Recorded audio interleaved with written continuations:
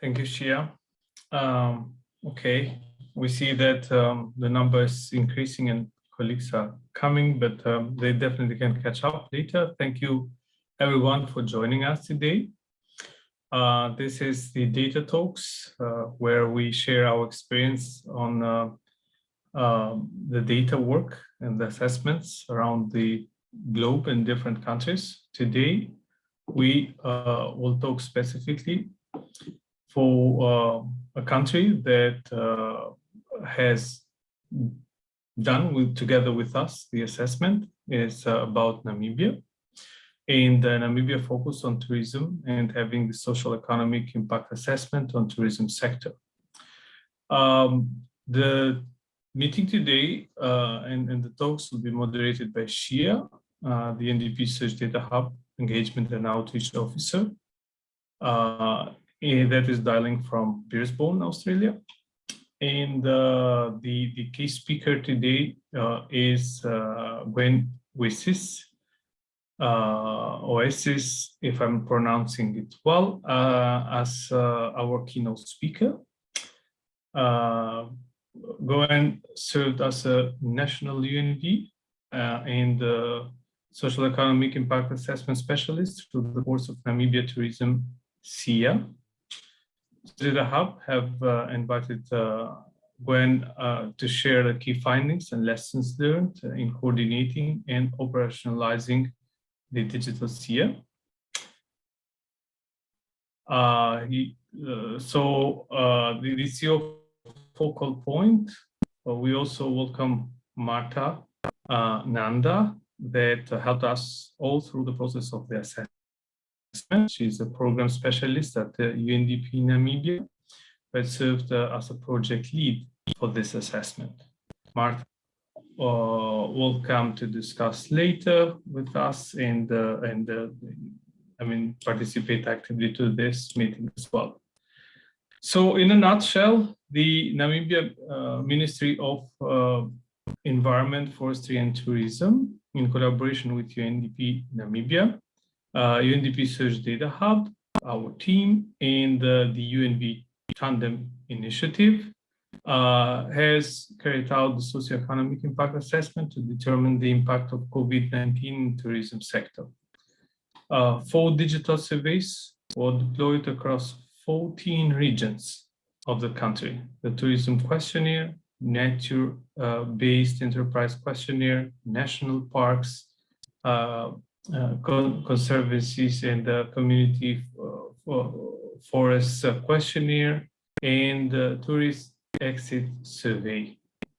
So the COVID-19 has seriously affected the tourism sector, resulting in the sharply rising unemployment rates and pending income inequalities. The tourism SIA report reveals that the pandemic has brought a sudden halt to the increased trend since the 1990s. The SIA report will assist policymakers, Ministry of Environment, Forestry and Tourism, and government at large to better understand the macroeconomic effects of the ongoing COVID-19 pandemic and to provide strategic guidance in rebuilding and reviving the tourism sector. Without further ado, I'm handing over to Shia, and she can take it from here. Thank you. Many thanks, Fabian, and indeed it's a pleasure to be moderating this Data Talk session. As Fabian mentioned, my name is Shia. I am dialing in from Brisbane, Australia, and work at the Search Data Hub at UNDP in the capacity of an engagement and outreach support officer, namely for countries within the Africa and Asia Pacific region. And once again, I extend a very warm welcome to our keynote speaker, Gwen Oasis, who joins us from Windhoek, Namibia, of course, a country that's known for its vast terrain, including having the world's highest sand dunes, the world's oldest desert, some of the globe's greatest conservation areas, and a host of exceptional national parks. Gwen, how are you?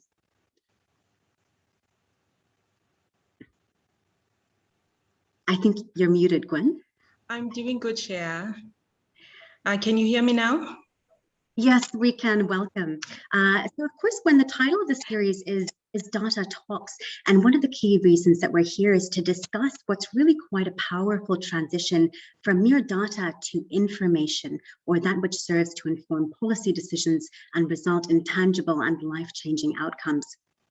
So I think it's pertinent for us to begin by introducing some of the key findings that came from this assessment, and then we can discuss how we actually got there. So Rilda is going to kindly share her screen now to showcase some infographics featuring some of these findings. So to give you a broad overview, as Fabian mentioned earlier, this assessment was done in collaboration with the Ministry of Environment, Forestry and Tourism, in collaboration with UNDP Namibia, the UNV Tandem Unit, and UNDP Surge Data Hub. And achieving this took 4 surveys being deployed across 14 regions across the country. And namely, they were a tourism questionnaire, a nature-based enterprises questionnaire, one on national parks, conservancies and community forests, and a tourist exit survey. And the assessment also involved advanced data analysis, which was in the form of a multi-dimensional vulnerability index. So Gwen, would you be able to walk us through these infographics? What is the data communicating to us here? Yes, let us just dive in. Yes, we started with the social economic impact assessment data collection from the 20th of November 2020 until the 9th of February 2021. 4 surveys were supposed to be conducted, but we only did 3, and they were the tourism related businesses, nature-based enterprises, national parks, conservancies, and the community forest. We had about a total of 634 people responding on the surveys. And for the tourism related businesses, we had 485 respondents, with 95% of them identifying themselves as a registered business. Nature-based enterprises, we had 36 respondents. National parks, we had 19 respondents, which we had 95% of the national parks in Namibia responding to the survey, which was a great achievement. For the community forest, we had 26 respondents, which is 60% of the community forest that completed the survey. For the conservancies, we had 58 respondents, which were 76% of the conservancies completing the survey. Because of the little time we had to complete the data, I can say that we really were satisfied with with our results. But let's jump into the key findings, which is, yes, thank you, that you can see on the infographics, is that according to the survey, the primary market was identified as 63% international tourists, 28% as domestic visitors, and 9% as the regional visitors. And more than 50% of the surveyed entities have reported retrenchment and wage reduction since COVID-19 pandemic. And due to this, 1 in 4 women employed in the tourism sector have lost their jobs. Another finding is that the tourism enterprise, such as the restaurants, hotels, and the tour guides, saw a 97% loss in demand and 90% drop in revenue, with nature-based enterprises seeing a 58% drop. With the 90% of the businesses surveyed being micro and small enterprise and SME, which are critical for creating jobs.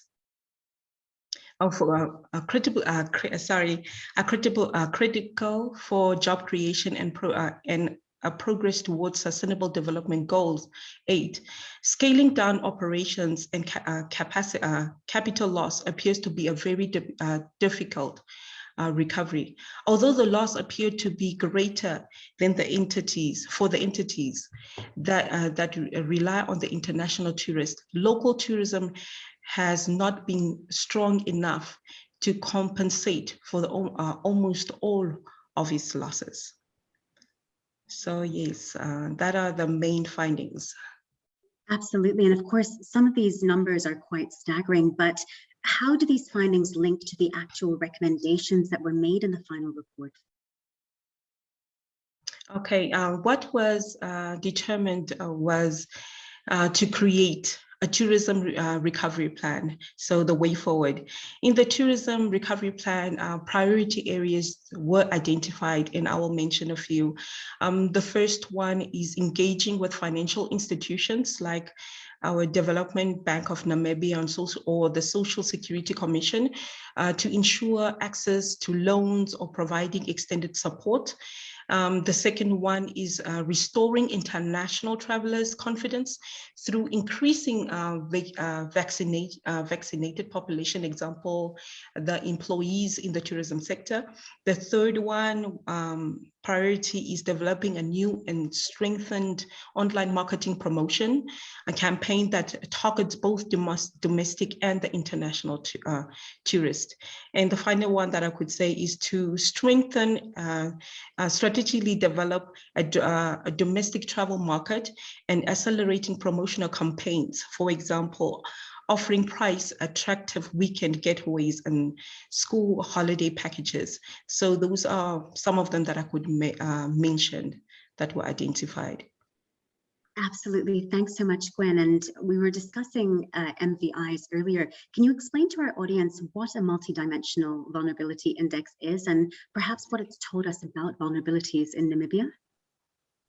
Okay. A multidimensional vulnerability index, MVI, helps to capture many layers of vulnerability and facilitates a more nuanced and holistic analysis of how and why some households or enterprises are more vulnerable than others.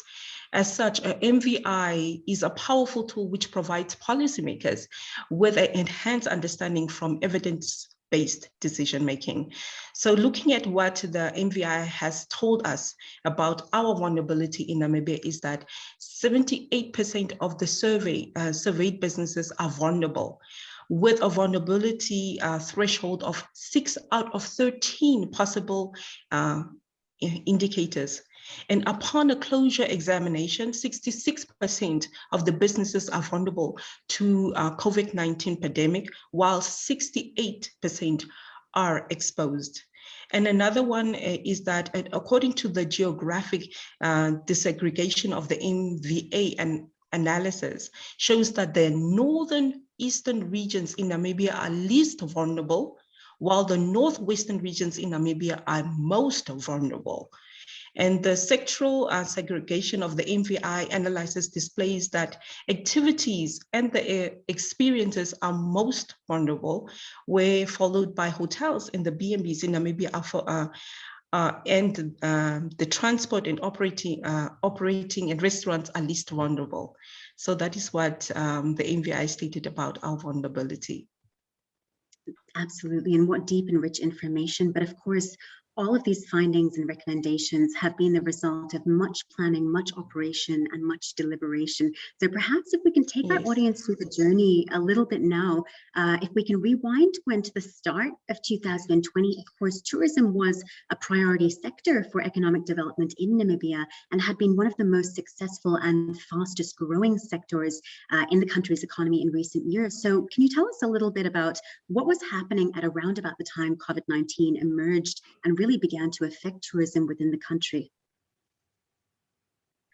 Prior to COVID-19 pandemic in Namibia enjoyed increasing number of tourists arriving, with a target set between 1.5 to 2 million arriving in 2020. The arrival target, however, was not released due to the COVID-19 pandemic. But then what happened is that Namibian registered, just going back, how COVID-19 impacted us, Namibia registered our first case on the 13th of March, 2020. And 4 days later, on the 17th of March, 2020, a state of emergency was declared by the president. And the state of emergency comprised of aggressive measures such as travel bans and restrictions, as well as a lockdown with the sole purpose of to contain the spread of COVID-19. As a result, a total tourists arriving by airport or by road during 2020 declined drastically by 8.1% compared to the decline of sorry, let me rephrase this.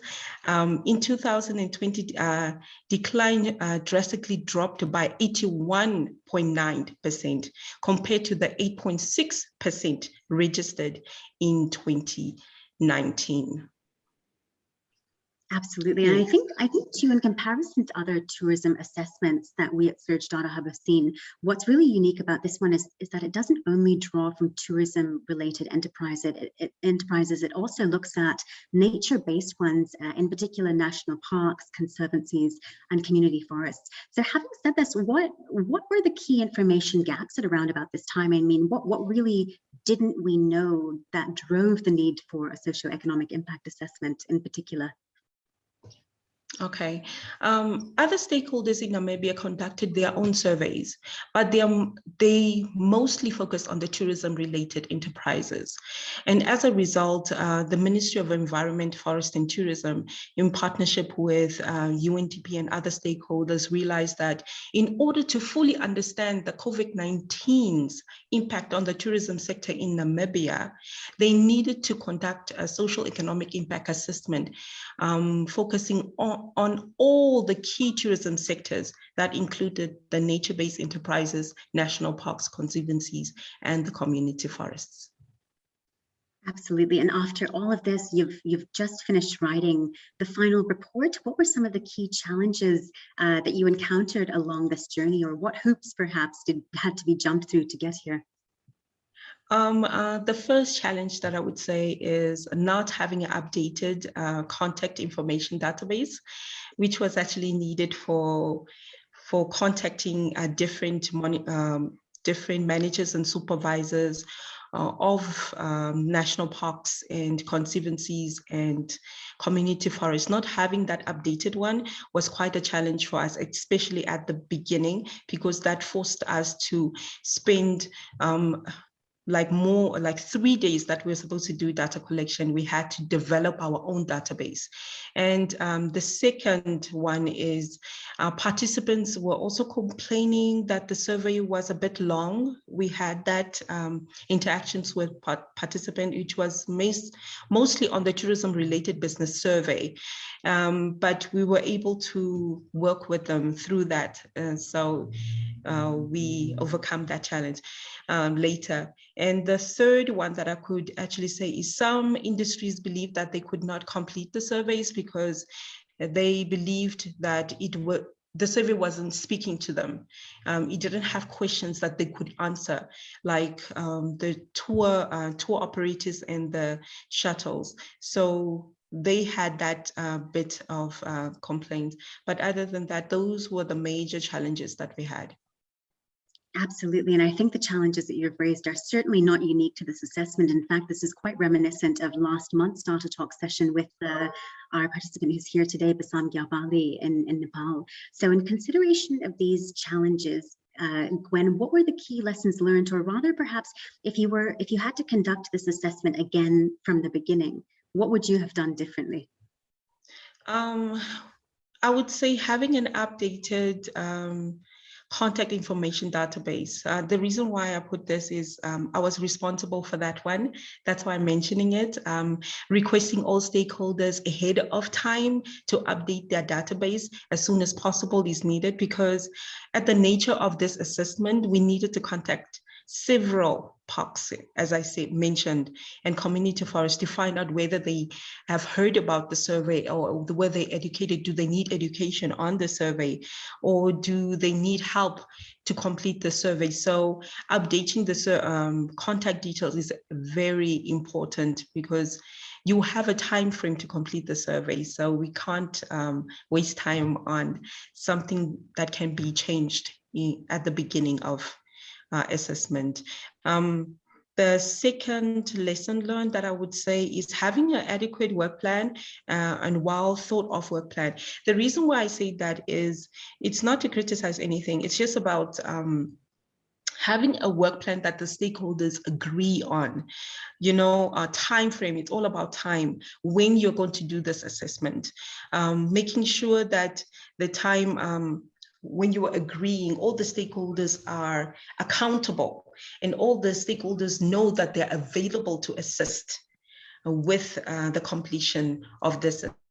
So for us, that lesson learned was because we had our assessment between December and January, where most of our stakeholders were on holiday.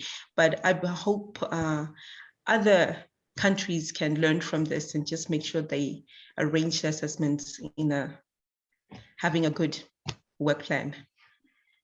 Absolutely. I think a lot can be said for having an effective work plan, stakeholder mapping, and other preliminary planning documents. And we found too that these really help steer and guide the assessment throughout its course. And on the other hand, Gwen, I think we'll have to wrap up shortly because time escapes us as always. But was there anything that went notably well that we can learn from? Yes, I'll just state one thing, that is great collaboration, communication, and partnership amongst the different stakeholders that were involved. As you could see how the final social economic impact assessment report was drafted, it was not done by one stakeholder, it was done by many stakeholders, mentioning from UNDP, involving the UNVs and the economic unit, having the Surge Data Hub, providing their support and providing a chapter for the MVI. We have the international consultant, Dr. Bowman, who helped it with the literature review. The Ministry of Environmental, Forest and Tourism, advocating on the survey, contacting relevant stakeholders to make sure that they take part in the survey. Just mentioning few, partnership and communication and collaboration was one of the things that worked actually very well for this assessment. Absolutely, some really nice comments there. And perhaps if we were to leave our audience with one concluding takeaway, what more than anything else made this assessment worthwhile? For me, I will just leave with a little quote that I like to always think about and always say, is that at the end of the day, it's about how we have made a difference as a group. It's not about what we have achieved, or particularly as part of a team that engaged in this relevant and in this evaluation or generating a report. It's all about giving back and making a difference. And this is what we can see from the social economic impact assessment report that we developed. We allowed the stakeholders to come up with relevant plans on the way forward. So that is all I want to leave behind, what I want to say. Absolutely, Gwen. And I think that your concluding quote also reflects what was absolutely a success demonstrated by effective collaboration and strength in numbers by the assessment working group. Thank you for concluding with that powerful quote. And I think we've still got a few minutes, so we're also very privileged to have with us here today Martha Nanda, who served as the project lead for this assessment and is a program specialist at UNDP Namibia. So of course, Martha, your team are in the final stages of publicizing the report, which hopefully we can share with our audience today when it becomes available. But perhaps, Martha, you can leave us with an answer to how is the data currently being used? Has it informed any policies to date, or perhaps will the data inform, what will the data inform in the time to come? Thank you, Shea, and thank you, Gwen, for really talking to us about the findings. Shea, I think this assessment is actually informing us in Namibia, be it the UN in Namibia particularly, as we did a general socio-economic impact assessment as was required by many UN country teams. However, having a sectoral one informing us more on the actions that need to be taken during, especially for the formulation of the UN socio-economic recovery plan. So it has been utilized here, and it has really informed some of the recovery plans being done now and followed up by UN entities. But by the government itself, the government needed to do a medium-term expenditure framework adjusted to reflecting the impacts of COVID-19. So they have utilized some of the information to try at least to motivate and justify why domestic marketing is needed. But more so is Namibia has used actually some of these to update its NDC, particularly among the top 7 sectors. Tourism is one of them. Action 27 specifically talks about data on community-based natural resource management, as well the archiving of this data, including future possibility to repeat the same survey after maybe 2 years of COVID or 3 years, so that they will bring up a trend analysis.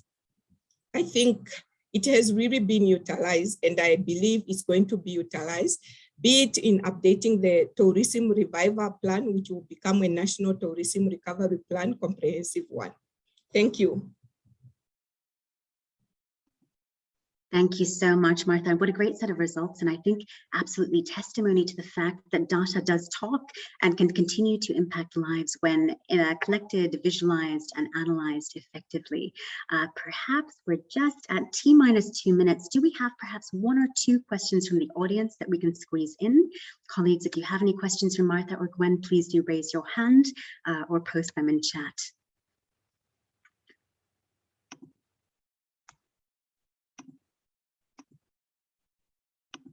I'm hearing quick crickets. Do we have no questions today? All right, if not, that's very much okay.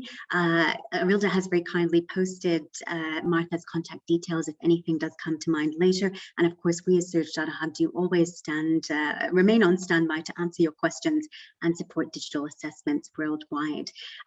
So to wrap up, as always, we hope that this session has served well in communicating some of the key findings and lessons learned from Namibia's tourism assessment, and also perhaps conveying the flavor of digital assessments to nurture those of you who may be interested in conducting them in future. Stay tuned for the next Data Talk session. We will be transported to the Latin America and Caribbean region for a discussion between one of our information management officers, Anila Kehaja, and UNDP Jamaica.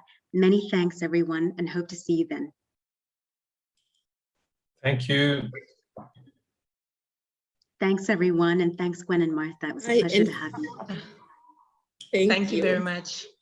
Thank you very much. Thank you. Thank you, colleagues. Bye-bye. Bye. Everyone, bye. Bye. Bye, everyone. Thank Bye, you. everyone. Bye. Bye. Thank you, everyone.